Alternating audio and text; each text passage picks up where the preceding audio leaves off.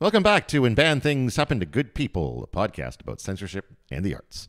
My name's Todd Sullivan, and joining me as always is Peter Rahman. Hello, hello. And today we are talking about a film that is 50 years old this year, William Peter Blatty's The Exorcist.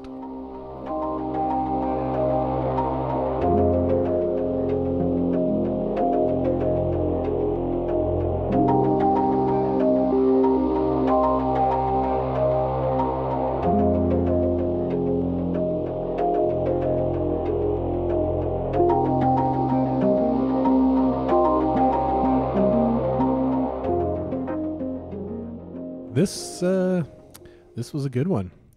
This is, yeah. I think we need to start by telling everyone about how we watched this movie, because it wasn't just sitting at home, kind of downloading it or whatever. This was an experience. Yeah, the here in Kamloops we have an organization here called the Kamloops Film Society, and they are responsible for bringing in different films over the course of the year. They're responsible for the Kamloops Film Festival that happens every year, the Kamloops Kamloops Independent Short Film Festival, which is for local filmmakers to submit films under 5 minutes. So all kinds of cool film stuff going on.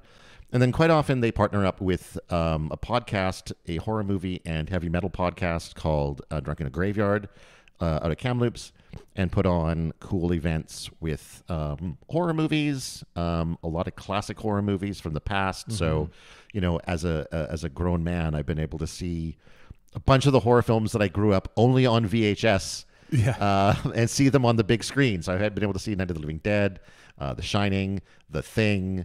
And not have to rewind them after. I could just walk away. I could just drop my garbage in the garbage and walk away. And then they just screened The Exorcist for its 50th anniversary. Mm-hmm. But I think the neat thing is all the kind of little side things that went along with it. They had some cupcakes with vomit green icing, and they had the communion at the start of the movie where they passed out the little wafer and grape juice, and they were gathering confessions. Yeah, that's right. Everyone had to write down their greatest or their darkest confession, and there was a competition at the end for the best confession, and they had people were encouraged to come in costumes. So I arrived with my kid and myself both in costume. My kid somewhat grudgingly in costume, encouraged to dress up by my ex, who once they found out there was costumes involved, my ex was not going to let them go without participating. Right, yeah. So they found this old underdress, which looks very much like a nightgown. That's right. And my ex just glopped green vomit style paint vomit all over the front of it, and I got myself a priest outfit via Spirit Halloween, and I dragged them up on stage as part of the costume competition. I think we didn't win. They only had 2 prizes. I think if there was a third prize, there was a chance we might have been. Yeah, you guys were up near the top as far as applause. That's what I thought too. Yeah. They were doing it based on applause. And I think we were in the top 3 or 4 as far as applause went. So, but the costume wearers that won, they were amazing. They had somebody dressed as Reagan's bed. Yeah, it was so that it was quite, and not only that, but when they took the bed part off, they were wearing pajamas underneath. Yeah.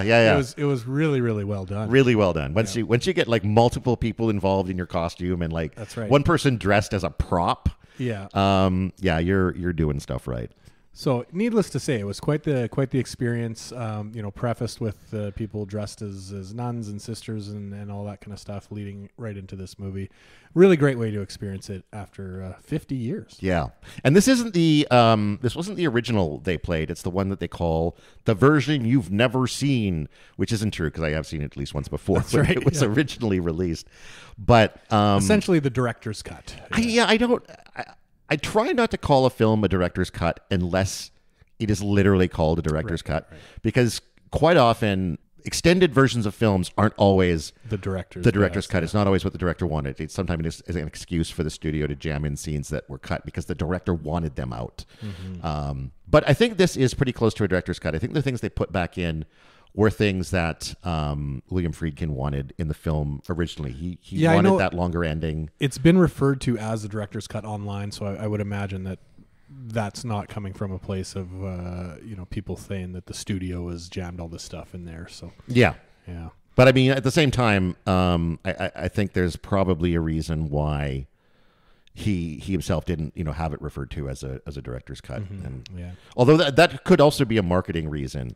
The version you never seen is quite a good marketing tagline for sure. It's too much of a mouthful, I think. Just call it, I don't know, the Exorcist Extra. The extended cyst. No. The extended cyst. There we go. Well, I think there's a lot of religious communities that would have been up in arms about this movie. It certainly has a lot of I think hard to take kind of symbolism or stuff around the church and how the church maybe kind of operates or doesn't operate. So certainly there's some around that, but I think I was reading a little bit about it had a very limited release originally. when it originally came out to sold out crowds, but I think the fact that people were fainting and vomiting in the theaters, maybe that also played into it, just like the physical reactions, of the initial audiences. Yeah, and that's another funny thing too, because I remember hearing those stories, and I don't know how often it happened. Part of me feels like it probably happened less than people. Oh, that would have been something exaggerated. At exactly, the time, like the producers and directors would have been talking that up as a promotional tool. And that's how they got us into Blair Witch, right? Right. Well, that was because we were all supposed to think that those people were real and were actually missing. Oh, that's right. That was a fun marketing scheme. So I guess for people who haven't seen The Exorcist, should we run over the basic plot of it? Yeah. Well, I mean, if there's anyone left who hasn't seen this movie, if there's anything else, that you can recall about why it was banned. So as far as that goes, I've got a Yahoo News article up about it.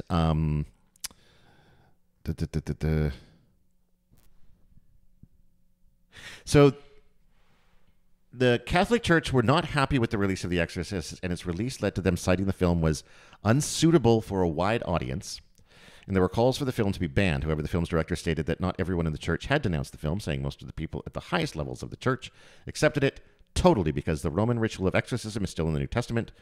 Following the outcry from certain sectors, the film's home sales were made illegal in Britain for a number of years, while the trailer of the film was pulled from screening in the American theaters. Okay. In 1998, the 25th anniversary of the film's release, the BBFC finally lifted the ban on home sales. So that's significant. That was about 25 years that you could not acquire the movie in Britain. Yeah. Which is interesting. The trailer remained banned in the United States.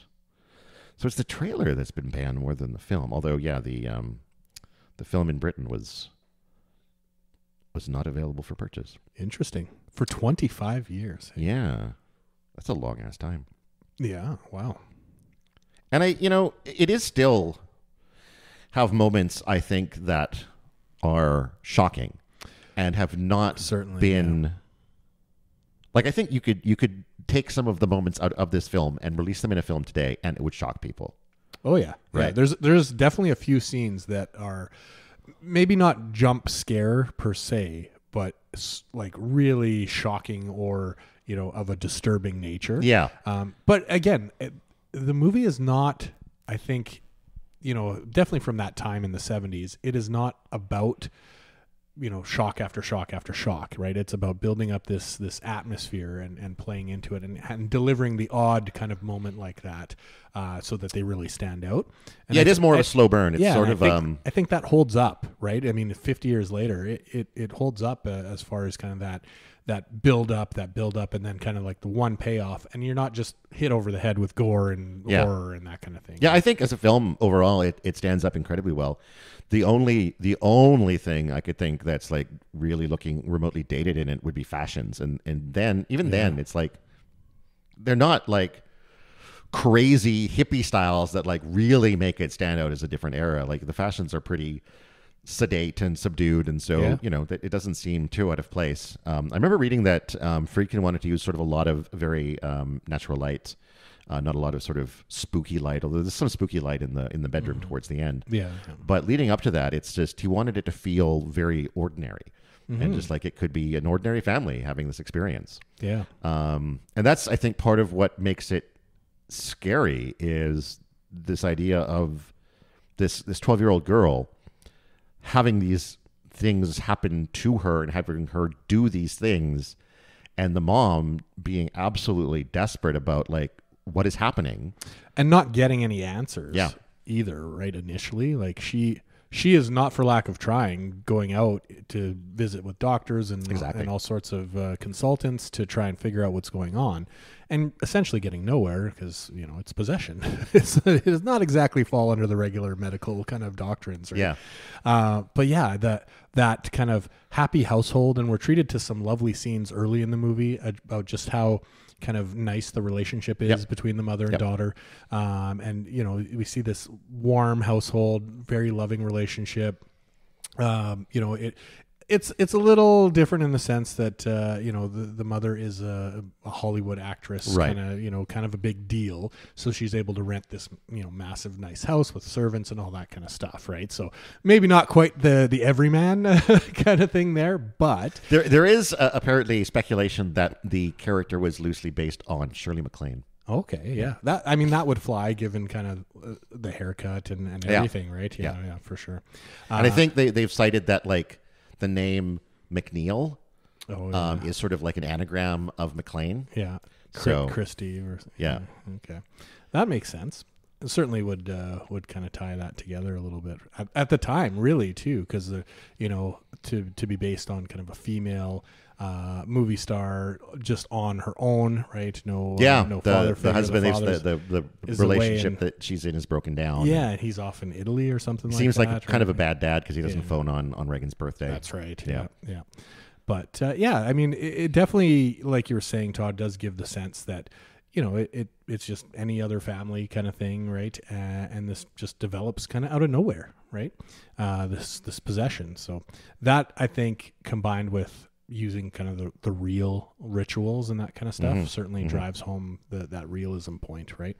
And you know, I had a discussion with some people at work when I was going to go watch this movie, and you know, one of the people I work with was saying, you know, their husband grew up very religious, right, and essentially refused to watch the movie, and I think that's part of maybe the fear portion, or why it was kind of one of the scariest movies at the time, is that, you know, a lot of people that are steeped in that religious culture, right? Like these kind of images and events and things are terribly frightening, right? That's, you know, the kind of the power of the church there. Whereas I think if you have a more secular bent, then maybe not quite as shocking or you know, as kind of driving deep into your core, right? That's one of the things I talked with my kid about afterwards, because they didn't love it. They found it quite dull. And it is kind of a slow burn. And it's a rather long movie too. It is a rather long movie. And one of the things that, you know, we sort of talked about was how it does hit a little bit different when there's a part of your brain that thinks this sort of thing is possible, right? That this sort of demonic possession could happen. That's right. Yeah. Which, you know, was probably the perspective I had when I first saw it. And then the other thing too is I think this happened at a period where there was a resurgence in sort of occultic stories. You know, you had Rosemary's Baby, you had like the Amityville Horror around this time. Was this at this period in the States? Was that like the Satanist kind of? This was about a decade before that. Oh, okay. The whole like satanic panic was more into the mid to late 80s. Oh, okay. But I imagine that to an extent that was probably a reaction to sort of the rise and these kind of, you know, Satan-related stories that started around this time. And I think what's interesting about it, too, is that it does very much take a scientific approach to Reagan's problems first. Like, it's not, you know, we immediately go to The Exorcist because... Yeah, there's a good process of elimination of, you know, scans and all sorts of consultants from the medical field, for sure, yeah. And you know, ultimately the scientists kind of say maybe you should try an exorcism, but it's less about... I like how they kind of broach that, right? Well, because it's not... They don't bring it up as, like, since we can't solve the problem, it must be demons. Yeah. But it's more like our idea is that maybe this girl has convinced herself that she's possessed, and so maybe an exorcism would be almost like a placebo. Yeah, right? they take that her. kind of more psychological aspect and say, if she believes, kind of that it falls under this, why don't you try a ceremony around that and see if that works, right? And that's certainly, Chris. Is it Chris or Christy? Chris McNeil, yeah. Chris, yeah. She's certainly already near the end of her rope, right? So any kind of thread that, is thrown out, she's going to grasp at it, right? So certainly she picks up on that right away and starts trying to find someone to be able to do it, right? So, but I think that's also where like the movie works at its time as well, because no one really knew what exorcism was, except for, some probably people who were like heavily into researching that sort of stuff within the Catholic Church. Blatty, who wrote the book and the screenplay, had heard about an exorcism that was conducted in the 50s when he was in university in Georgetown, which is where the film takes place. Yeah, okay. And he had it kind of stuck in the back of his head, and he always wanted to write about it, never did. Before The Exorcist, he was a comedy writer.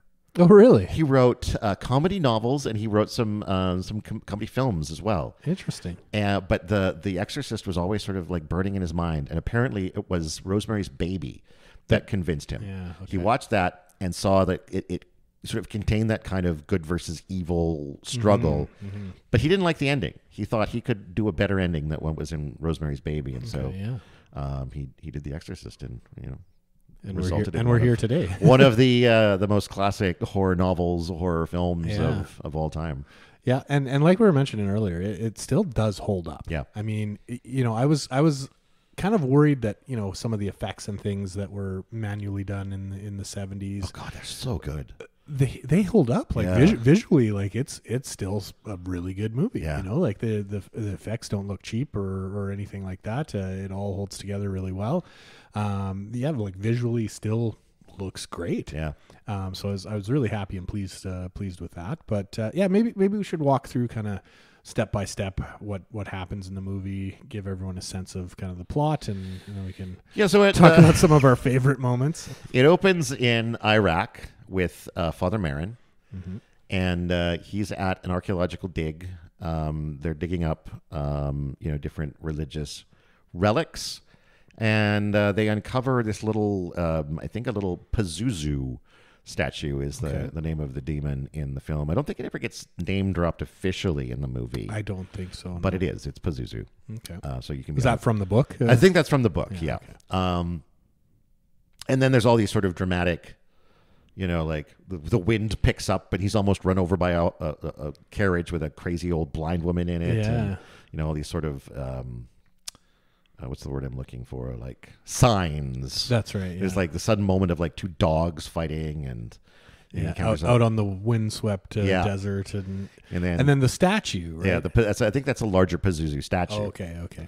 And I think all of that. There's not much dialogue through here, but I think all of that is meant to send a message to Marin that this demon.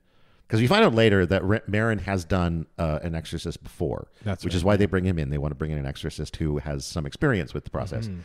And so I think it's implied that this is the demon he's sort of faced down before, and it's either coming for a rematch or just it's just a coincidence that they cross paths again. But he kind of knows. He kind of gets the sense that like, I need to get back to America. Yeah, there's something I need to do. I think they're going to need me. Yeah. And then we cut to Georgetown with Chris and Regan McNeil, where they're living there for a time while she works on a movie. They got this rented giant mansion. Yeah, with servants and everything.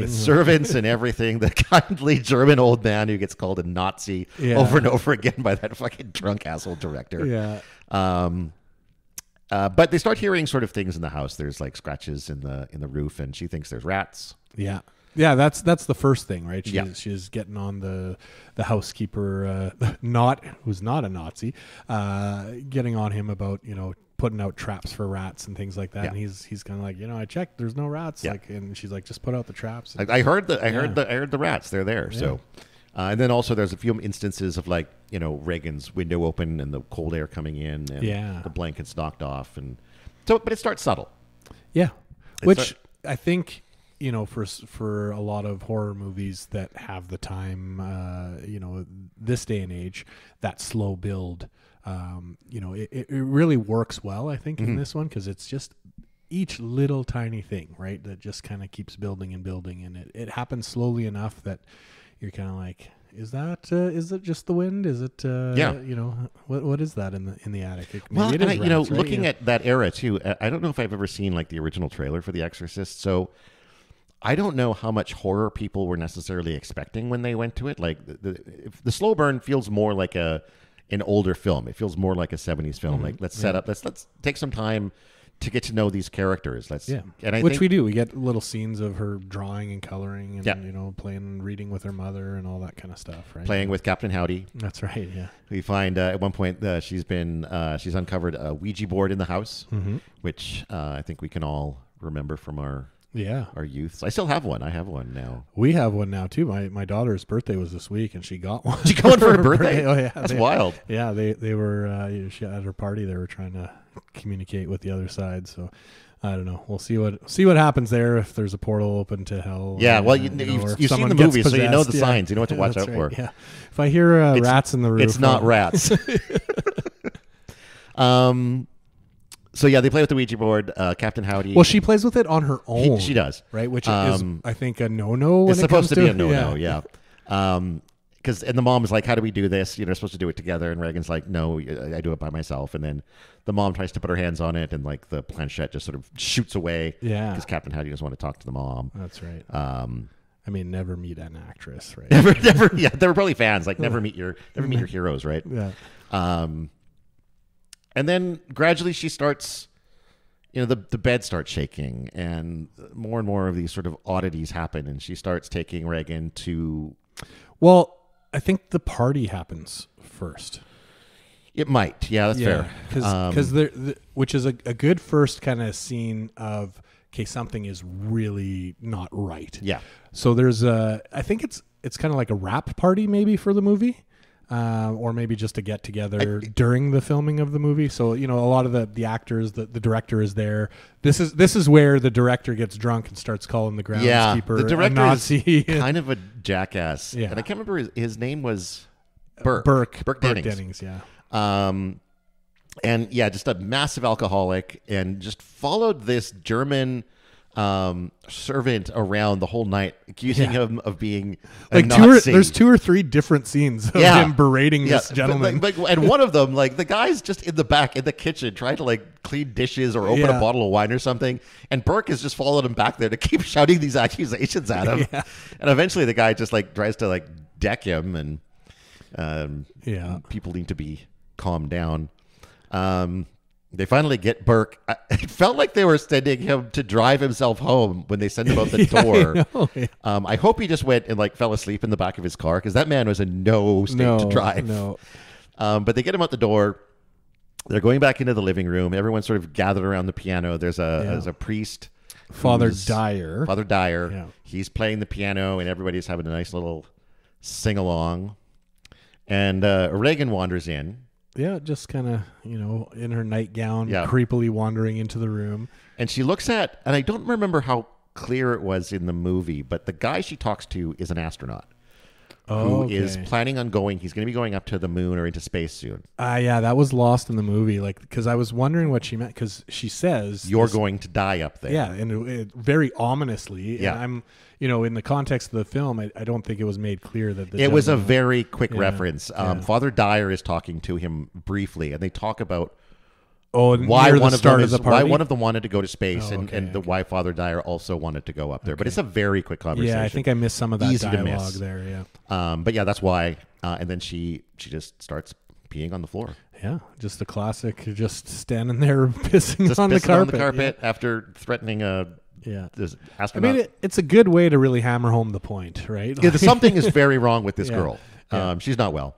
Yeah. So, I mean, this isn't the first kind of incident that the mother has seen, but it's the first one that's kind of been shocking or really, really outside of her normal behavior. And so, she ushers her away. Oh, she hasn't been feeling well. And this then starts the doctor visits. Yeah. Yeah. And so they do...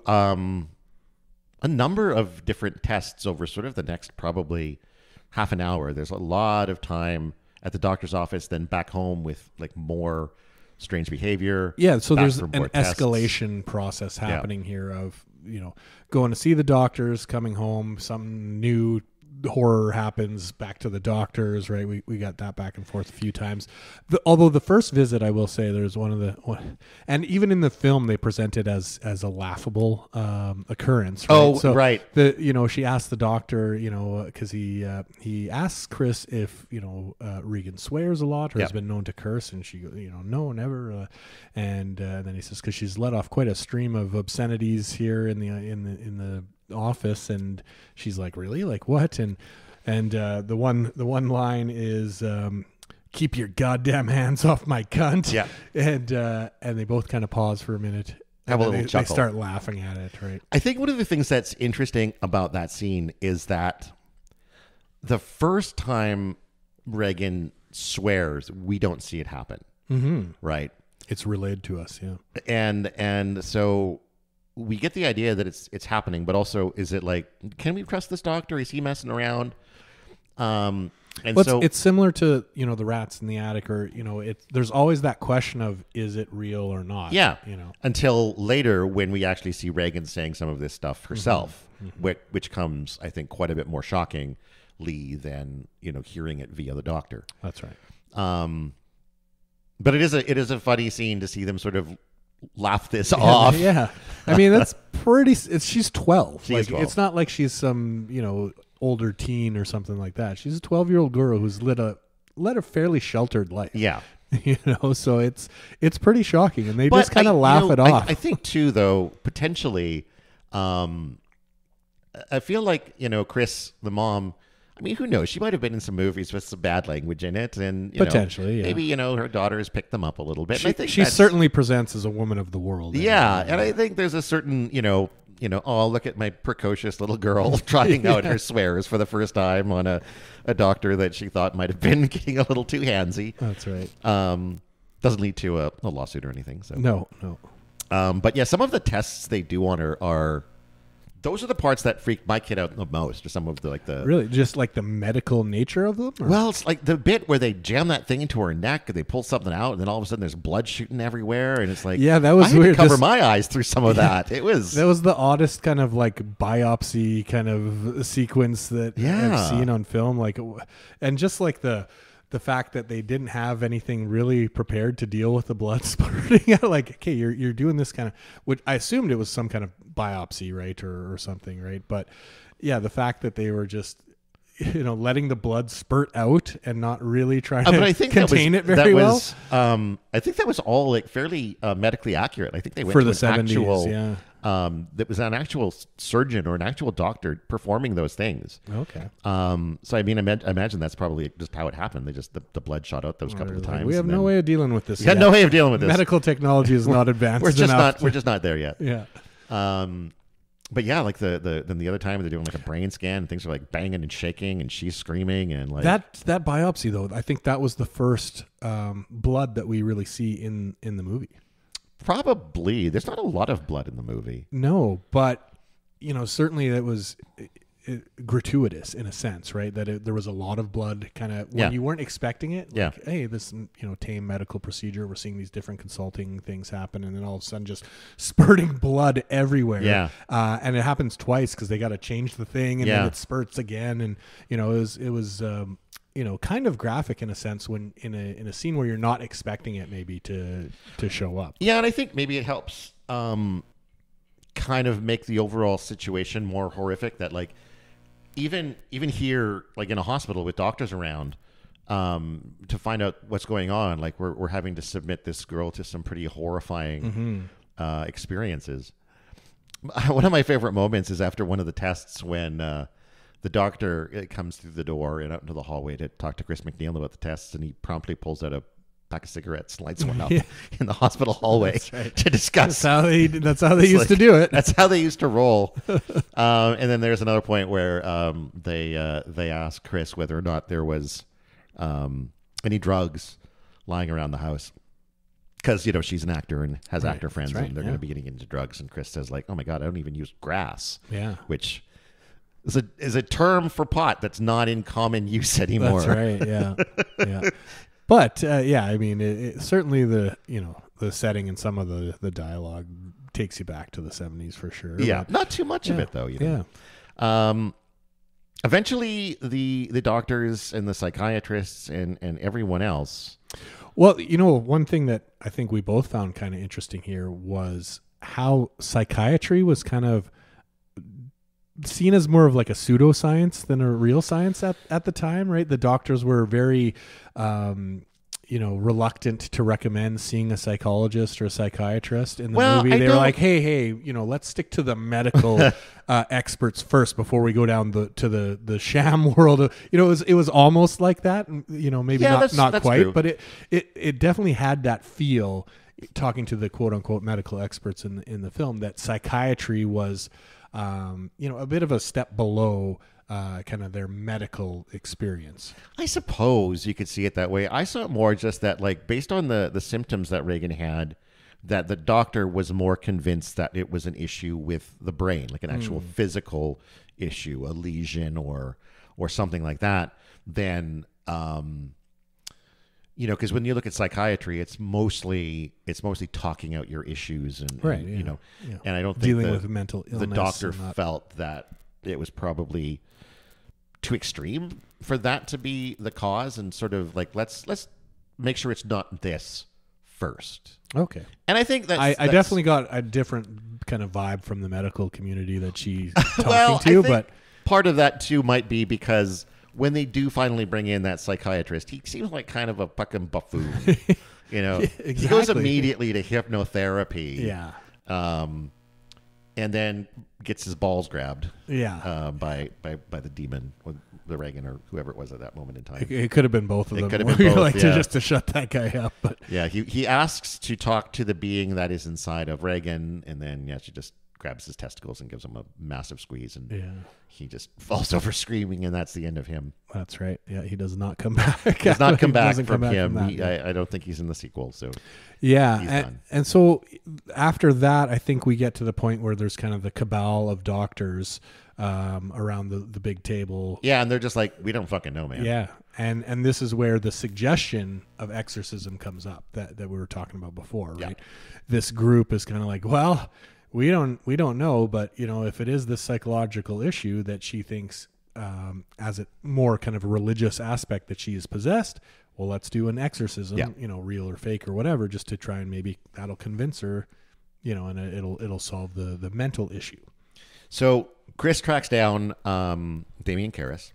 And I don't think it's clear in the movie, and maybe it's in the book, but Father Dyer and Father Karras are friends. Yes. They're really good friends, actually. And Father Karras he had a little side journey to go visit his mother in New York, and then we find out she died, and Father Dyer's consoling him, and they're quite close, right?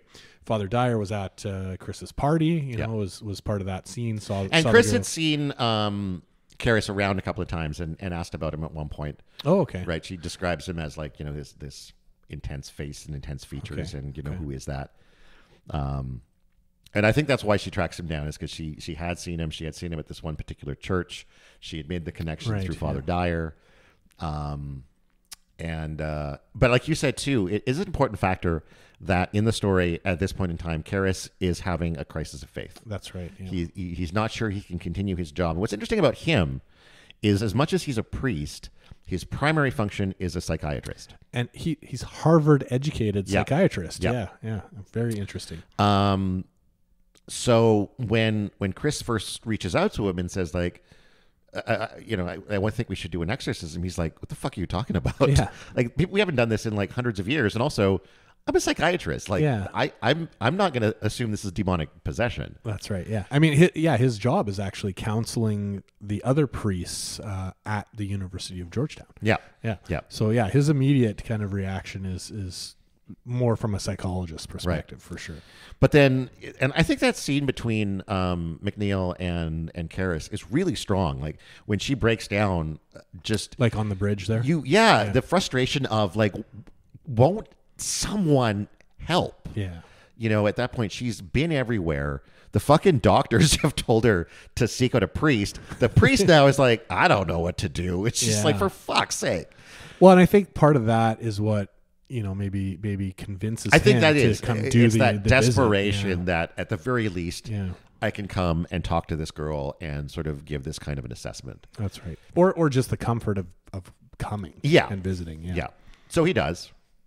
And it's sort of a brief visit. I don't necessarily remember everything that happens during that first visit, but there's enough that Karis is a little on edge about it. Like, well, so she does use the demon voice. Yeah. I think in that initial meeting, and brings up his mother. Yes, that's who's the thing recently deceased. Right. Yeah. And she makes reference to the fact that the mother's in the girl's body with the rest of the demons. That's right.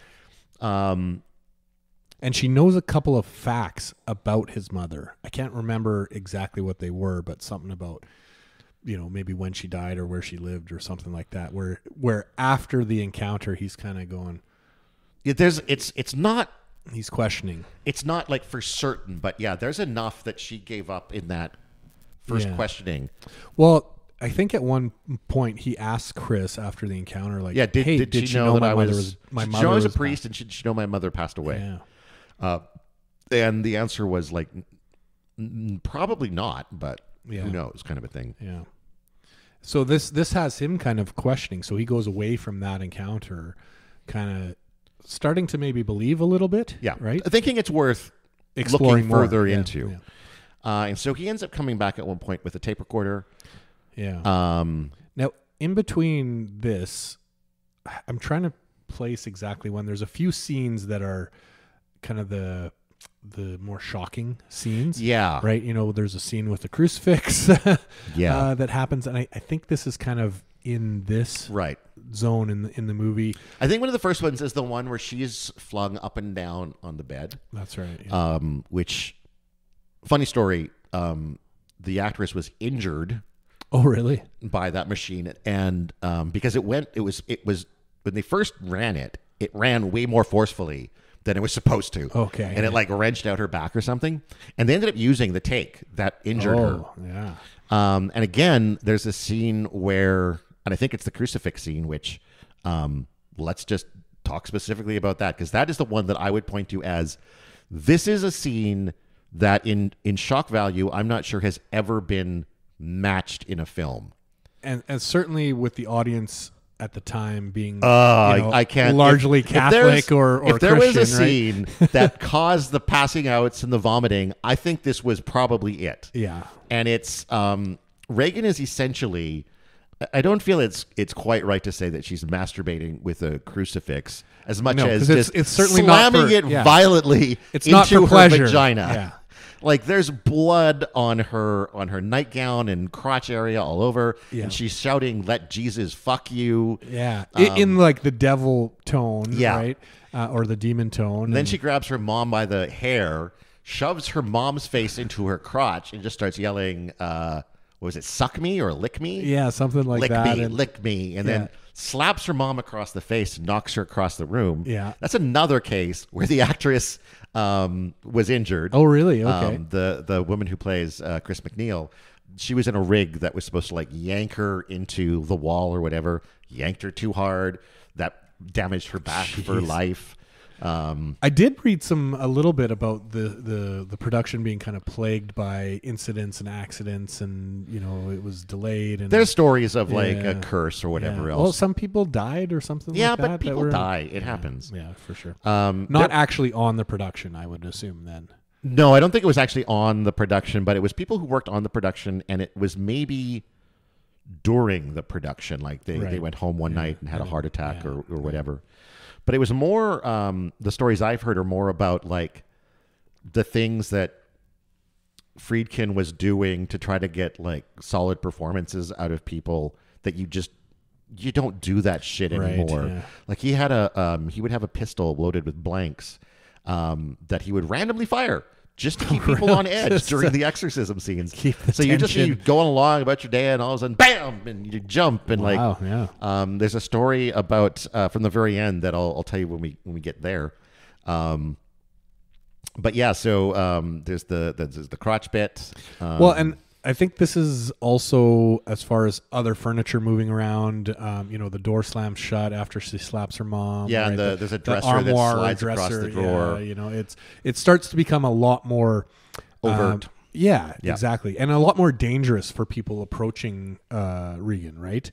So before it was, voices and things, and now she's exerting some influence over, the room and objects and things like that. So there's the danger level all of a sudden is heightened, right? And for the mother, this is certainly part of the, why she's at her last rope as far as increasing frustration because something is clearly not right with this girl. The whole stabbing the vagina with the crucifix certainly a very, very shocking scene. I think still to this day, talking about some of the things that hold up in this movie and that, if you put them in a movie of this day and age would still have that shock factor. Yeah. This is one of those scenes. Yeah. And I think it's entirely because it's a 12-year-old girl. Yeah. Like just seeing this girl, that violently self-abusive with that kind of language is just like, holy mother of shit. Yeah. And I think, just going back to near the start of the movie, they really do play up her innocence a lot. Yeah, she's a very innocent, sheltered, sweet girl, right? And this long monologue about like had this beautiful horse that she saw in the field that day. And so it's quite the juxtaposition versus when we get to this point in the movie of the things that she's saying and doing. And I'm not sure if it's kind of around this time, but I remember it as kind of part of this sequence of. Maybe more before she brings in Father Karras, but the walking downstairs and the reverse crab walk. Yeah, the spider walk and the blood coming out of her mouth. That was another scene added for this version. Yeah, which had some good shock value and a bit of a jump scare there because you're like, okay, she's walking down the stairs and then just blood in your face kind of thing. But yeah, certainly some shocking stuff here. And then Karras does set up another visit to come back with his tape recorder. Yeah, because I think at that point he's willing to consider the potential exorcism, and he needs to start gathering evidence to present to the church to justify. Because he explains that there's certain things that the church needs to confirm in order to pursue the ritual. So he's like, okay. But even when that comes up, she asks, like Chris McNeil asks, what are they looking for? He's like, her speaking in a language she never knew. Yeah. What else? I don't actually know. Nobody knows. We haven't done this in. I'm going to grab a tape recorder and see if it works. Yeah. So he comes back for another interview, and he's a little bit more playful with, and the demon's a little bit more playful with him. Like he sits down, turns on the tape recorder, and like immediately the side drawer, on the nightstand slides open by itself. And he's like, "Did you do that?" So he closes it and he's like, "Do it again." Yeah, I dare you. And she's like, no, that's too vulgar a display of my power. Yeah. So just sort of toying with each other. Yeah. It's the start of that kind of dance, right? Yeah. And certainly if we're flashing back to the start of the movie and this demon has toyed with or come up against priests in the past, right? This certainly, I think, starts to be maybe part of that recognition of, oh, now the game is on, right? Now I've got a priest. I got a play toy now. Yeah. One of the things he does during that second visit is he breaks out what he says is holy water. Yeah. Spritzes her with the holy water, and she starts violently reacting to it. Yeah, saying it burns. Yeah. And then she starts speaking in some bizarre language. That's right. We do find out that it wasn't holy water. He just said it was. Yeah. Which kind of makes him begin to doubt. Yeah. But then when he gets a language expert to come and listen to the tape he's got, he's like, "Can you tell what it is?" The guy's like, "Yeah, it's English." Yeah, it's just backwards. Yeah. And so he flips the tape around, and it's this backwards of people screaming and and so that is again like the flip side. I don't know if I could. I mean, I guess with enough practice, I could fluently speak. There are the odd people out there that can kind of do that Yeah. in real life, kind of speak in a backwards kind of way. But certainly for a 12-year-old girl to be doing it in, and not even in her own voice, and Yeah. right, like it sure stretches the bounds of imagination. And the whole movie, I think, has those moments of, is it real or not, right? You're questioning, like, is this that, or is it still maybe just a mental thing, or a kind of reaction to something that we're not so sure about, right? So even at this point, it's a peanut allergy, probably. Yeah, that's right. But even at this point in the film, which is, we're now a good ways into the film, and we've seen some fairly horrific things happen, to still have that doubt and go like, hey, maybe, especially when we find out the holy water was fake. Yeah. Right. That's one where you kind of start to question, like, well, is it really a demon, right? Like, is there something else going on here? But how much of that is the demon playing too, right? That's right. Yeah. Trying to make him doubt the possession so that he can stay in the girl. Now, to be fair, even if it's just regular water, the fact that a priest is sprinkling it on there, right? Like, it's I know it's supposed to be blessed in a certain way to become holy water, but who knows, right? Yeah, I guess I don't know the ins and outs of who knows how these demons actually react to this. How stuff, water versus holy water works. Yeah. Maybe it was semi-holy, yeah, partial exactly, holy, right? Partially holy, partially water. holy. 2% skim. 2% skim holy water. Holy water. So he eventually does reach out to the church to ask permission to do an exorcism.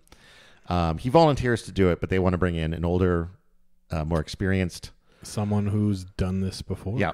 And so they send word to Father Marin, who is staying in a little shack somewhere in the woods. Yeah, well, like he's back in the States, right? He's left Iraq because Yeah. he was felt that he needed to be in the States, but he's just kind of kicking around, right? Yeah. Like, And there's a scene where they cut to him sort of walking down the path, and there's this young priest who runs up to him with a little letter, hands it off, and then runs back down the hill. And Marin just sort of looks at the letter and puts it in his pocket because he knows. That's right. He knows. This is the moment that this is why. This is what he came back from Iraq for. That's right. And from there, we move pretty rapidly to, and that makes me realize that we skipped a scene, which is when Karis gets called to the house kind of in the middle of the night. Oh, right. Yes.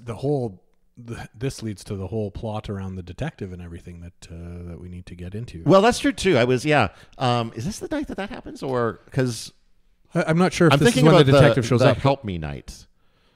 Oh, okay. Sorry, I thought you were going to talk about the night that Burke dies. That's an important point too, though. Yeah. And that's a plot line that I'm kind of surprised remained in the movie, because it is such a kind of side deviation. But yeah, one night it turns out that Burke Dennings is dead. He fell down this massive flight of stairs next to the house that they're renting, and his head has been turned all the way around backwards. Mm-hmm. The initial thought is that he was maybe drunk and fell down the stairs. Well, I think either way, he was probably drunk. He was probably drunk.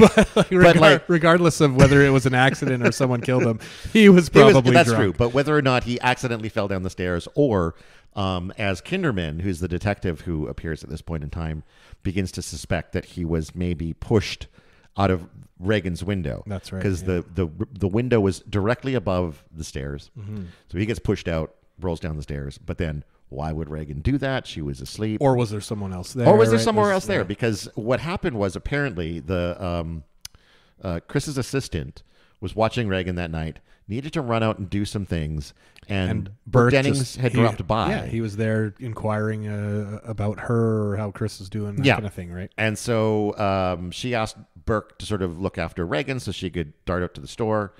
By the time Chris comes back, everything seems fine except the window's open in Reagan's room. But we've seen that happen before, so we're not immediately like, oh, that's mysterious. Yeah, the window open and cold, in the room, blankets off, the girl. This is probably the third or fourth time we've seen something like that in the film. But the mom is pretty pissed because there's nobody there, right? They've left her alone. And when the assistant comes back, she gets pretty mad, and she explains about, Burke Dennings. And of course, I think Chris was like, why the fuck would you trust this drunk lunatic to take care of the girl? And then that's when there's a knock on the door, and one of the other guys from the movie lets them know that Burke's been killed, or Burke is dead, I guess. That's right. Yeah, I think because Chris is out, and on her drive home, she sees some of the sirens. That's right. The lights flashing near the bottom of the stairs, kind of on her way home, and we don't really connect that right away until we find out that Burke is dead. Yeah. And then we start seeing this detective Kinderman start showing up, asking questions. He talks to Karis. They have a fun, friendly little bantery conversation back and forth. And he certainly seems to be a little desperate for friends. This detective, like he invites every to the movies. Priest or I get passes. Yeah. He's like, do you want to come to the movies? I need somebody to go with. Yeah. But I mean, he does come off a little bit desperate, a little bit thirsty, this detective. But he does seem to have some interesting theories. Especially talking about, did Regan push this person out the window? Like, is there something nefarious here? Was there someone else in the room? I think it starts with, was there someone else in the room? Because his feeling is that there's no way, or not 12-year-old girl. Yeah, it's unlikely that the fall would have resulted in the head turned all the way around. That's right. And more likely would have to have been done by a very strong person. Yeah, and he does say that a very large, very strong person would need to do that. Which seems like it wouldn't be Reagan, although we also know by this point that we've seen that girl display some serious feats of strength. Yeah, she's got the demon strength. So for sure. we know things at this point that the Kinderman doesn't. And also that Chris wouldn't maybe necessarily know. Chris has seen some of it. Chris has seen Chris has seen the felt slap, being smacked across the wall. But I think we're probably more aware that Kinderman's moving in the right direction than he is. Yeah. He does go and interview Chris McNeil at one point just to sort of find out about them. And then he fangirls and asks for an autograph. He claims it's for like his niece. Yeah, and then I lied, it's for me. And then she asks what the niece's name was, and he's like, I lied, it was for me. But that's his. He loves movies. That's a big part of his personality. And here's an actress he's face to face with. I think he compliments her on one of her movies. And then there's the very close to when the exorcism happens. Karis gets called in the middle of the night to come and check on Reagan, and they go up to her room. This is the first time that this happens, where the assistant that brings him upstairs puts on a coat before going into the room. And they open the door, and it's like below freezing in there. You can see their breath. Reagan is apparently sleeping. They lift up her pajama top to reveal her stomach, and there's the words "Help me" kind of pushed out. Yeah, they appear kind of as something from inside making them. Right? Yeah. Very interesting. But that frozen room again is, I think, another one of those signs of there's more going on here than just mental instability. That's right, yeah. And this is where, again, like, we're going to really sort of ramp up the supernatural stuff from this point on. And I think from the moment Marin gets his letter, I think we cut right to him showing up at the house. Yeah. It's pretty much, I think, the next scene. Yeah. He shows up with the iconic poster. Yeah, of him sort of standing in front of the house with his little beam of light, bag, his little bag of his tools. dot bag of priest stuff, holy water and whatnot, and by the iconic lamppost, and that's what I think of all the posters. Just about all of the posters. Yeah, it is such a fucking great image. Yeah, it is. Yeah. And it doesn't last very long in the movie, but we kind of cut to that. And that is, I think, the signal, right, that now it's on, right? Yeah. Now we're getting into it. We are going to do this exorcism, and, the battle is now starting. So as they prepare, Marin has some tips for Karis going into the exorcism, like, don't listen to the demon, don't communicate with the demon, like, don't engage, focus on what you're doing. They will lie. They will try to mess with your head. It certainly seems the way he delivers it, right? And Marin is played by Max von Sydow. Who was not remotely that old at the time of that movie. No. But fuck, he plays like good old man. Good old man. Yeah. But yeah, he delivers it in this way that, and we find out, it's told a few times in the movie now that he's done this before. Yeah. But the way he delivers this it's like he's done it a lot before, right? So the one 12 years ago that is mentioned, that maybe is not his first exorcism either. We maybe get that impression just the way he delivers this, like I suppose like he's seen it so many times. He's like, just that delivery, right? Is very, very veteran. I think the flip side of that is there's a potential that, because the last one, they said like it went on for months and nearly killed him. That's right. Maybe it really was just that one, but that one went so wrong that these are all lessons that he's learned from that experience, and they are fucking burned into his head. Sure. Don't do this. Don't do this. Don't do this. I've learned all these things the hard way. Things, and I know now. But yeah, it's very much like a because again, Karras is coming from the perspective of, I barely know what we're doing here. Yeah. And still has that psychological training as well. Like, he's still very much doubts what they're dealing with. Yeah. I think as they're going into this. But yeah, very interesting to see them kind of get dolled up. You got 2 or 3 layers of robes and, things the stole or whatever it's called. And, just kind of really gearing up. Like, it's like they're about to play a hockey game or something. Right. You got all these layers and things and pads. Yeah. And then they get into the room and they sort of lay everything out neatly. Here's the holy water. He has to get the crucifix in the right spot. And and then it sort of begins. Yeah, they start reading the ritual. Yeah. And they've got a kind of series of lines that they got to repeat and say, and then they start. I think they get a response from the demon there pretty soon. Yeah, there's vomit. Right. Yeah. There's some cursing. She gets them pretty good. With the vomit, like right out of the face. gate. Yeah, right in the face. All over his glasses and everything, right? All over the stole thing around his neck, and Karras takes that into the bathroom and washes it off, and he takes off his glasses and cleans them up. Pretty gross. Pretty gross. Sure looked like the cupcake icing that we had. It really was. They nailed the color, right? Yeah. There's a point where, like, 'cause at this point she's tied down to the bed, so she can't slap people around. That's right, presumably. And then the straps come off. Yeah. And she starts levitating. Yeah. They're putting the holy water on her, and now she's writhing again. The holy water is leaving like these lashes in her skin. I think Karras, when the levitation starts happening, he kind of falls out of the ritual a little bit. He's just shocked at that point. He is really taken aback. Because we are now definitely into supernatural territory. People do not just levitate for no reason. That's not a thing you can, a drawer opening or, that can be done. We're outside the realm of psychiatry at this point, bud. Yeah. No, it's just mental illness. It's just mental illness. And so, Karras has to sort of remind him, like, I need to do the response. Do the response. Do the response. Get it. And he doesn't. Like, it's just Marin on his own for a while.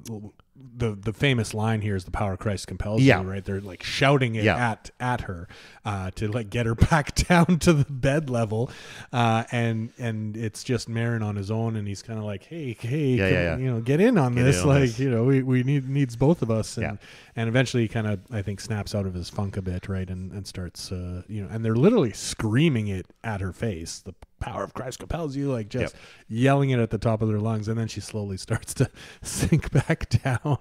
And I think it's around that point that they decide to take a break. Yes. Well, knowing that his last one maybe lasted months, we don't know at this point in the movie, especially if you haven't seen it before. Like, is this just day one? Like, are they gonna? Yeah, exactly. How long is this going to go? How long is this going to go? Yeah. So they did like a complete version of the ritual. Then they go out into the hallway to sort of relax, take a break, gather their strength. They have a little conversation on the stairs about, faith and good and evil, and why does this happen?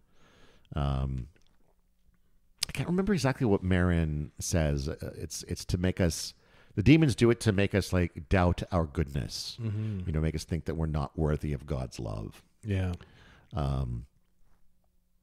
And then when he goes into the bathroom to take his heart medication, Karras goes back into the bedroom to kind of clean up and reorganize things. and Reagan starts talking to him as his mom again. That's right. Yeah. But she's subdued here. Like she's just kind of laying there, not really moving or anything, and just kind of because she's taking this moment to mess with his head. Yeah. And it doesn't. It works. Like it messes with his head, and he starts kind of like yelling at her. You're not my mom. Yeah. You're not my real mom. Yeah. and Karis, or sorry, Marin comes in. Yeah, and kind of like pushes him. Yeah, get out of here. You need to. You got, go cool off. Yeah, or whatever. you've done what I told you not to. You've engaged with the demon, and now the demon's in your head. Go chill. And so Karis goes down and has a sort of a brief conversation with Chris McNeil. I don't remember what they talked about. This is where essentially she asks him, is she going to be okay? Is she going to be okay, or is she going to die? Yeah. I think that's maybe how she phrases it. To which he responds like, "I promise she won't die." Which I mean, he doesn't know what he's doing. It's like quite the promise. Yeah. But he makes good on it in the end. Yeah. But yeah, so he promises like, no, she's not going to die. Like not on my watch, kind of thing. And then he kind of. I think that reinvigorates him maybe a little bit in the sense that he gets up from that conversation. He goes immediately right back up. Yeah. And discovers that Father Marin is now dead. Yeah. He's had a heart attack. Yeah, which, I mean, we've seen a couple scenes through the movie. Again, just little flashes where he's taking the little nitroglycerin heart medication or whatever, right? And he definitely plays as an old man, right? So, we know his health wasn't great. And, he was in there battling the demon on his own. Is it a heart attack? Is there, maybe something supernatural there? We don't know, but he's certainly no longer with us. Yeah. So Karis is on his own. Karis is pissed. Yeah. He grabs fucking Reagan and starts beating the shit out of her. He's done with the ritual here. He's like, throws her on the ground and just starts pounding her in the face. I think the other thing too with Father Karis, and maybe it's briefly mentioned, but he used to be a boxer. He's a boxer, yeah. Right. He's Harvard trained psychologist. He's a semi-pro boxer. Right. So this is up his alley. Like this is how he's approached it. There is a scene even where I think it's after his mom died. They show him at the gym or something, beating the shit out of one of those big bags. He's got a history of reverting to physical action. But it's interesting because out of his fields of expertise, right? So we've tried the psychiatry, right? We've tried the church. The church. Now he's going back to boxing, right? Like he's just getting right into like a physical altercation. Yeah. If these other things aren't going to work, I'll just beat the demon up. Which, interestingly enough, kind of this is the one that does it, right? Like a little bit, like part of the physical response, right? Like him maybe being strong enough to actually not hurt the demon per se, but to, like damage Regan's body or whatever. Like and I think it's a little bit of a shock to the demon too. There's this like, what? This isn't supposed to happen. Fighting back? Like what? Yeah. And so, he starts calling for the demon to come into him.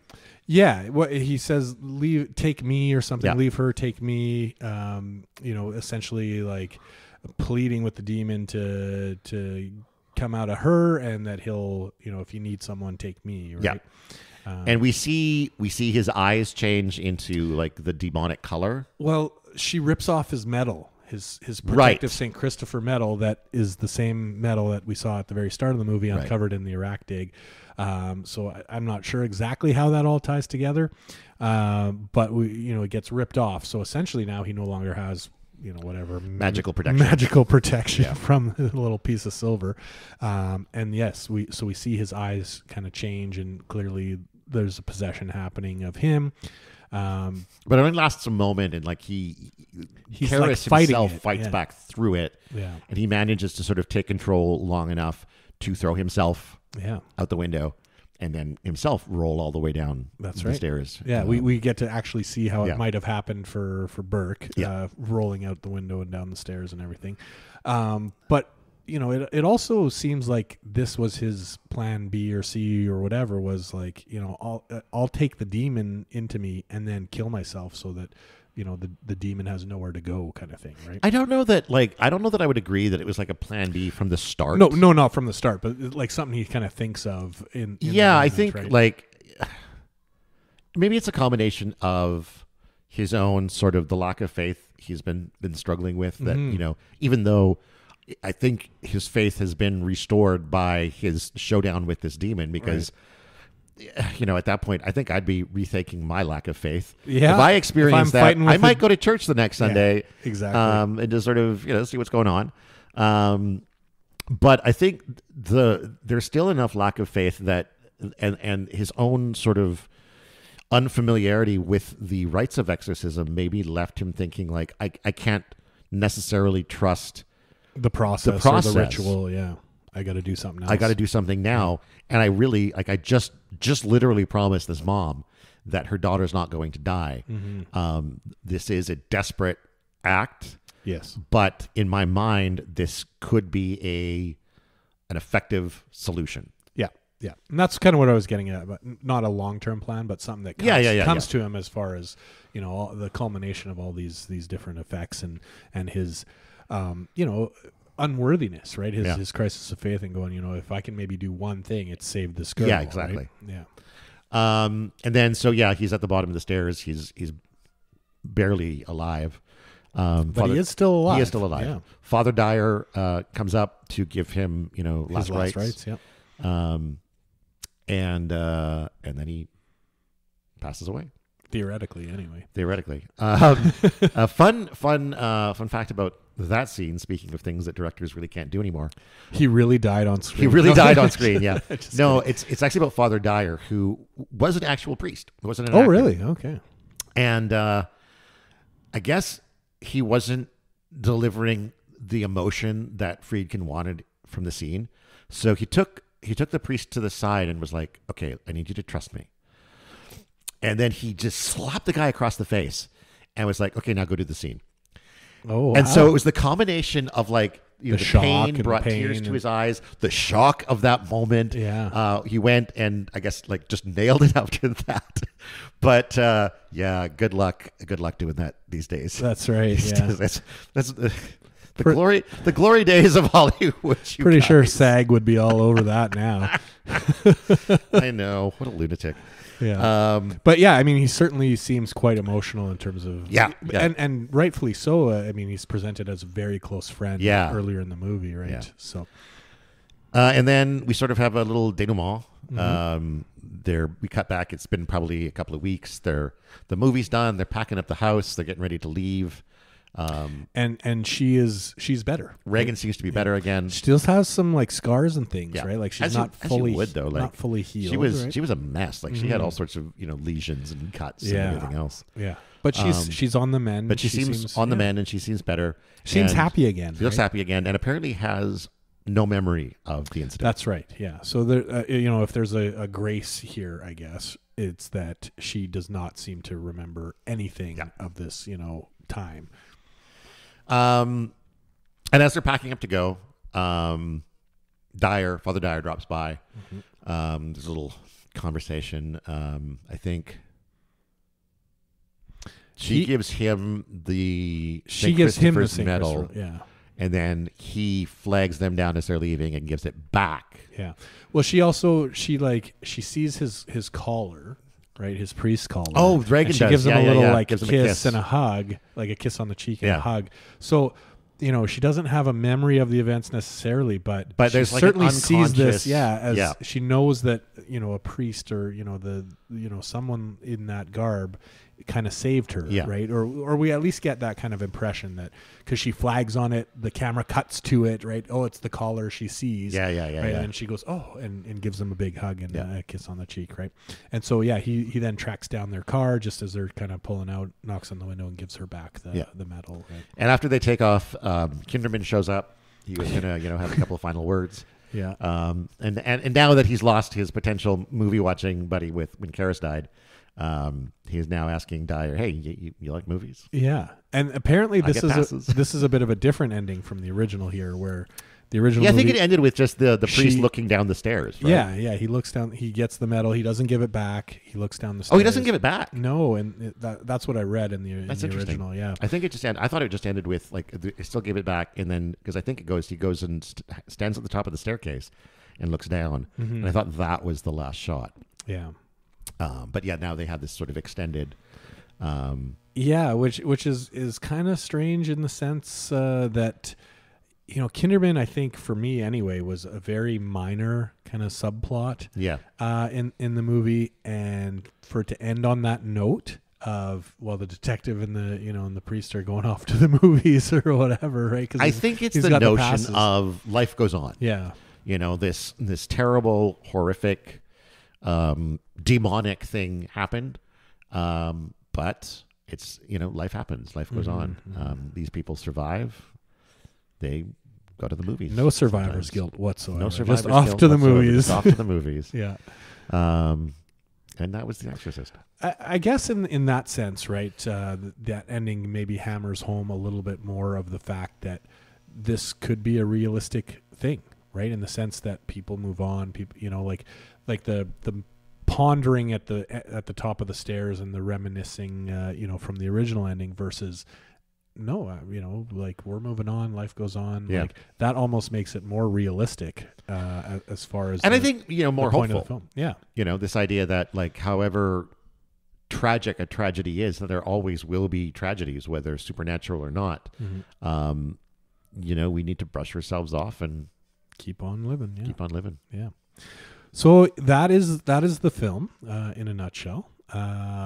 Certainly, as we mentioned, it holds up. Yeah. It doesn't move at the pace of kind of more modern horror movies, but I think for the time, the slow build, like it works. Yeah. And it still holds up. If you're older, maybe I know your kid had to. Yeah, my kid was not pretty quite pretty the bored. patience pretty bored. To deal with some of that, but I mean, I think it still really holds up, and visually too. Like, I don't know if it was maybe remastered or not, but certainly from I don't know that they remastered like any of the effects. They probably would have used maybe like recolorized a or new, something. Recolorized or a newer print of the film or something. But it certainly visually holds up. Yeah. I mean, you can obviously tell that it's an older style of movie, but visually it held together really well. The effects played very well, and even the acting was, like. Again, more of that 70s kind of era, certainly for some of the language and that kind of stuff. But, the characters, you're immediately invested in them. And I think maybe a lot more than some modern movies where, they're just there for body count. Well, I think, right? I think compared to a lot of horror films, I mean, this obviously is a horror film, but I think it also stands up as a film. Yeah. Like just as a general movie. It's got it's got solid characters. It's got a really sort of solid arc. Mm-hmm. It doesn't dwell just in the horror or just in the demonic possession. Right, yeah. We see this family. We see, I think that's sometimes the best quality horror movies are the ones that treat a horror film like any other film. Mm-hmm. Let's get to know these characters. Let's have an actual sort of story, not just stab, stab, stab everywhere. And don't get me wrong, I love a stab, stab, stab everywhere just as much as the next guy. But sometimes you want to, spend 2 hours and 10 minutes on a more in-depth, fleshed out film. That's right. Yeah, and I mean, I think this movie, it's been selected by the the Library of Congress for preservation in the States. Like, and certainly at the time, it was billed as the scariest movie of all time, in the 70s. So, it really does hold up. I think, again, as we mentioned before, if you're more of a, secular or you're not very religious type person, some of the shock value or the images or some of the content may not be as frightening or have quite that impact. But certainly, I mean, seeing what she goes through physically, mentally, through the film, regardless of how you feel about religion, it's certainly, impactful. And I think regardless of religion too, it probably hits stronger if you're a parent. Yeah, for sure. To relate to this idea of a child who is going through something terrible and you are powerless to help. You cannot find the experts anyone can't help tell you what's going on, the frustration that comes from that. Yeah. I think that would be a big part of it too. Yeah. I mean, every time I rent a house to do a movie, I have this fear. So yeah, as you would. I mean, it just gets burned in your head. That's so right, yeah. You considered leaving the acting profession over it, but you just can't. You just love it too much. Yeah. So I don't know. How do we want to finish things up here? I mean, I think well, we can't really do any predictions or anything about about anything here. I predict that the rest of the new Exorcist sequels are going to be fucking terrible if they actually make them. But in comparison, yeah. This is one of those movies that I think they never should have made a sequel. No, and they've made several. They've made different takes and things. And The Exorcist 2 was apparently terrible. I've never seen it. The Exorcist 3 is pretty good, but it's not really an Exorcist movie. In fact, William Peter Blatty, who it's based on his novel Legion, he wrote the screenplay and directed The Exorcist 3. Oh, really? So it's very much his vision. Yeah. And his director's cut is the better version to watch because his original version didn't have an exorcism in it. Oh, really? But the studio was like, it's called The Exorcist 3. You have to have an exorcism. Yeah. And Blatty was like, why would I do that? Like, no one is ever going to beat the exorcism that's in The Exorcist. Why would you try? Yeah. And the studio was like, you got to do it. So there is a director's cut out there that doesn't include the exorcism. That is better. And The Exorcist 3 is often credited for having one of the all-time best jump scares. Okay. And it's got a really... the actor playing Kinderman is replaced by George C. Scott. Oh, wow. And they get the actor who played Damien Karras back. But that character is also played by Brad Dourif. Okay. Like the younger version. Well, it's sort of like... it depends on who's speaking a lot of the time in the film because it's this idea that Damien Karras' body, before he died, was taken over by the spirit of a serial killer. Oh, okay. And so if it's the serial killer speaking, it's usually Brad Dourif. He's the guy who plays the Gemini killer. And if it's Karras speaking, it tends to be, I can't remember the name of the actor now, but that actor. Yeah. And Dourif's performance is amazing. George C. Scott's really good. It's a pretty good movie. And then there were two different prequels that were made. I haven't seen either of them, but I think I might own one or even both of them on DVD. I just never got around to watching it. And then there's a new one out now, The Exorcist Believer. Yep. That's supposed to be the first of a trilogy. Oh, geez. Yeah, apparently, I think Universal, somebody spent $400 million on the rights to this? On the rights. Oh, wow. Or overall, I think, for the rights and the budget for the first film and maybe for the rest of the trilogy or whatever else. But it got really, really not good reviews. Sales were not good. And so there's some people who are like, I don't even know if they're going to... It might die with Believer, yeah. But I don't think, part of the reason The Exorcist works, I think, is because the idea of exorcism was so unique and so new to people that even the people in the film are like, what is this thing? Yeah. And I would say as well that just the reception of this film led to such a kind of view of exorcism across the country, across North America and the world, that it made it like a household name. All of a sudden people everywhere go, oh yeah, I know what an exorcism is, where you would have said that word pre-1973 and people are what is exorcism? It's just not common. Nobody really knows about it. So that popularity and in-depth knowledge of what that ritual looks like and how to perform it, like now all of a sudden that's out there in the globe. And there's like you said, there's no real way of going back, putting that genie back in the bottle and creating something that has that shock value anymore. And yet there are so bloody many exorcism movies now. Oh yeah. It's like its own industry. It's so, just stop. Yeah. I mean, I don't know how you change or improve or make it scary, right? I mean, once you've seen it, right? Okay, I know there's a demon. The priests are going to battle it. They're going to have their, ritual. How do you change that? How do you change it? How do you top it? Like just some of the, the different manifestations of the demon. Like how do you make it original again, right? So I definitely agree there with the Exorcist 3. Like, why include another exorcism, right? Yeah. And I think the movie was worse off for The Exorcism. The director's cut that doesn't feature it is better. Yeah, this is absolutely one of my top 3 horror movies. Mm-hmm. It's this, The Texas Chainsaw Massacre, and The Shining are my top 3. Right on. And which one is number 1, 2, and 3 just varies based on the day. I'll just juggle them around. Right on. So if you were going to rate this film, it's going to probably be a pretty high rating then. Yeah, it's going to be like 5 puke green vomits out of 5. Okay, yeah. And as we know, I don't like to give out. I know we know that. Don't like to give out 100%, but I would definitely give this 4.5 bloodstained crucifixes out of 5. Bloodstained crucifixes recently removed from the young girl's crotch. Yes, all 5. Yeah. So looking ahead, do we want to announce what we're doing for the next couple of episodes? Sure. Yeah. So I think we're gonna follow this up with another horror movie. We're gonna try to do 2 for October. I don't think the next one will be out in October, but we're doing 2 horror movies. We're gonna watch it in October. We're gonna watch it in October. I've already watched it. There was some talk about maybe trying to do back-to-back recording today, and I didn't have time to watch it. Pete didn't have time to watch it. That's fine. But the next movie we're covering is The Human Centipede 2. Which is a movie I've been itching to talk about for almost a decade. I may just watch 1 and 2. There's a third one, I think, as well. There is a third one. So I don't know. We'll see how ambitious I get and what kind of time I get. Have you ever seen the first one?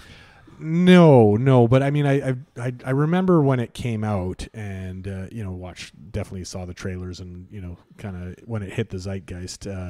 Definitely interesting. Definitely an interesting movie. I think at the very least it would be wise to read the Wikipedia entry for the first one before reading the second one. I think I'll probably try and watch the first one just to get that. I like the context, first one. I think the first one is a pretty solid standard horror movie, and it's very much one of those ones where you don't see a lot on screen. It's not a lot of gore. It's a lot of just the concept of it weighs on your brain. You're the fuck is this guy doing?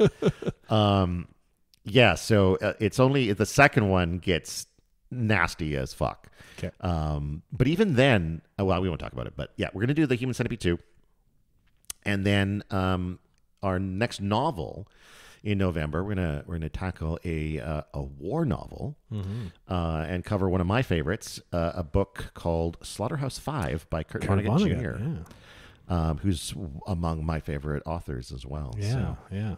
And I know you were asking me if I'd read it or not, and I was looking back at in my life, going, I know I've read a few Kurt Vonnegut novels, and I pretty this is his kind of centerpiece. I think it's the one he's most well known for. Yeah. So I think I may have read it. I know there was definitely another one that I read that was kind of outside of this.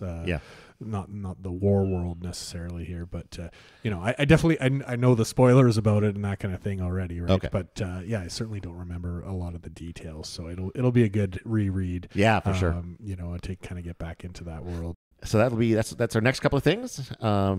Until then, you can find all of our. That was a notification on my computer that binged up there. I thought we were we're really over time if we're getting the buzzer.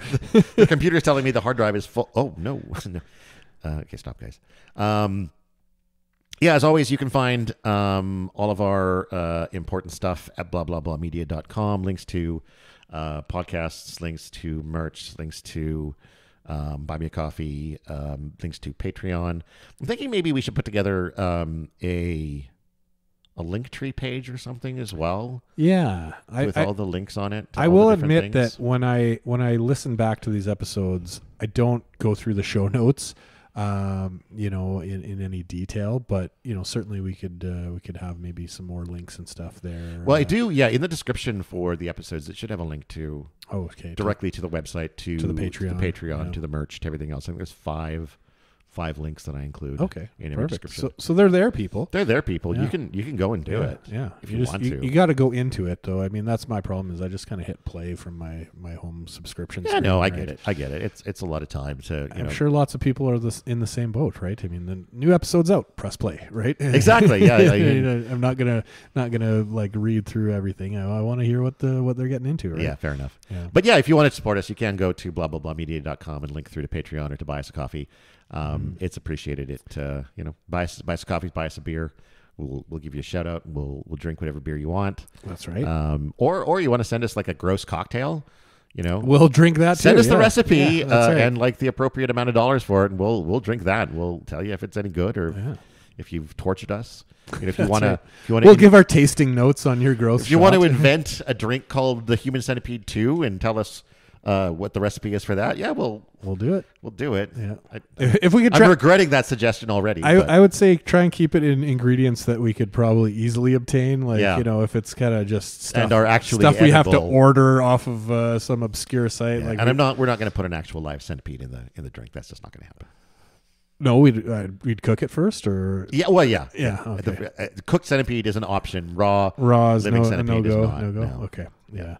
Yeah, they're a bit tough when they're live, right? To I just don't want to feel them squirming around in my gut afterwards. Yeah. Well, they die pretty quick when you get the stomach acid on them, but I mean, easy ingredients. Easy ingredients is the point there. Yeah. And certainly like on Patreon you can see some of the extra content and things that we don't necessarily have time for here, or some little bonus things that are available there as well. Yeah. As well as bonus things from my other podcast, which has been on hiatus for a while, but I did for a while. I had another one called Half Cut Conspiracies, where I got drunk with my buddy and we talked about conspiracy theories. And those are some really good. There's some really good episodes. Thanks, in Half Cut those are fun. We're hoping we're gonna. I still say it's on hiatus. It's not done. We're just my co-host has been recently overwhelmed with like buying a new house and getting the house set up. But getting the house set up includes nailing down an office space for him, which will hopefully also include a certain amount of podcasting space. Nice. Because we were just chatting last night, and he still wants to get back to that podcast. Well, that's great. That's and certainly the theories have been building up in your guys' absence. I mean, there's all sorts of stuff out there in the world now. I was briefly considering. I asked Carlo if he wanted to like do a live a couple of weeks ago, because it was like the biggest gathering of researchers at looking for the Loch Ness Monster like in years. Yeah. And so, there were going to be all these Loch Ness people searching. And so I thought we could do like a live episode just sort of talking about, I don't know, I think we have covered. Yeah, I think we did either Loch Ness or we did Ogopogo. Because I think we referenced both of them. I had a theory that like Loch Ness, there's like a secret tunnel in the lake that leads to the ocean. Right, yeah. And the Loch Ness Monster is both Loch Ness and Ogopogo. It just swims back and forth. Like a summer house. Exactly. He summers in the Okanagan. That's right. And then heads back. Or maybe winters. I don't know. What time of year would you want to get away from Scotland? Probably the winter. Probably the winter. Yeah. Winters in the Okanagan. So, but yeah, you can find all that at our Patreon. Links at blah blah blah media. That's it. That's it for this episode. Thanks everybody for listening. We appreciate your time and attention for hanging out with us. I've been Todd Sullivan. I've been Peter Ammon. And until next time, go read a fucking book.